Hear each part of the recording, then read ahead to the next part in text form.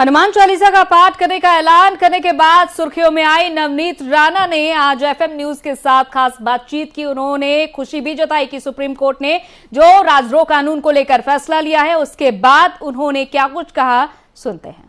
नवनीत राणा जी हमारे साथ बातचीत करने के लिए। मैडम, सुप्रीम कोर्ट का फैसला आज आया है राष्ट्रद्रोह पर, और आपके ऊपर भी राष्ट्रद्रोह का केस लड़ा। सुप्रीम कोर्ट के इस फैसले को आप किस तरीके से देखते हैं? मुझे लगता है बहुत स्वागत करने जैसा है, क्योंकि हमारे देश के प्राइम मिनिस्टर, गृह मंत्री और हमारे लॉ मिनिस्टर जो इतने सालों से प्रलंबित जो ऑफेंस है उन्हें आज ख़त्म करने का काम ये हमारी केंद्र सरकार ने की है।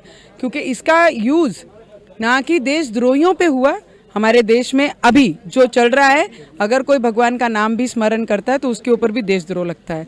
तो मुझे लगता है इसमें कुछ बहुत सारे करेक्शन होना बहुत ज़रूरी है। और पहले ब्रिटिश कालीन में ब्रिटिश लोगों के रूल में ये चलता था, जो भी देश के हित में बात करता था ब्रिटिश उन्हें देशद्रोह करके अंदर डालती थी। और महाराष्ट्र में भी चलता है ये महाराष्ट्र में आज उद्धव ठाकरे ने किया है। देशद्रोह जैसा काम मैंने और विधायक ने क्या किया जो हमें देशद्रोह के मुकाबले में अंदर कोर्ट में जेल में डाला गया।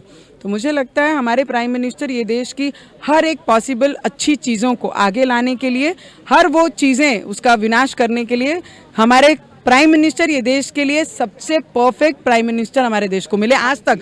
नहीं तो ये ऑफेंस 70 साल पहले ही खत्म हो जाना चाहिए था। 14 मई को दिल्ली में हनुमान आरती कर रही है, दिल्ली को आपने क्यों चुना और क्या मैसेज देना चाह रही है आप 14 तारीख को? मुझे लगता है कि मेरे महाराष्ट्र में, मुंबई में जब मैंने हनुमान चालीसा पढ़ने के लिए कहा तो मेरे पे देशद्रोह लगता है। तो मुझे लगता है आज मैं दिल्ली में हूँ और वो महाराष्ट्र में जब सभा कर रहे हैं तो ये संकट ही उद्धव ठाकरे के माध्यम से हमारे महाराष्ट्र में आई है। तो संकट दूर करने के लिए संकट के दरवाजे पे जाना और आरती करना बहुत ज़रूरी है। और उनको मेरा प्रश्न है, अगर कुर्सी का इतना लालच है तो कुर्सी के लिए जो कष्ट करना पड़ता है, लोगों की सेवा करनी पड़ती है, वो करिए। कॉन्स्टिट्यूंसी से एक महाराष्ट्र में कोई भी क्षेत्र को चुनिए, उस क्षेत्र में उनके विरोध में मैं लड़ूंगी। वो लड़ेंगी कि नहीं वो 14 तारीख को बताइए। बीएमसी का नोटिस आया, बीएमसी के नोटिस पर क्या?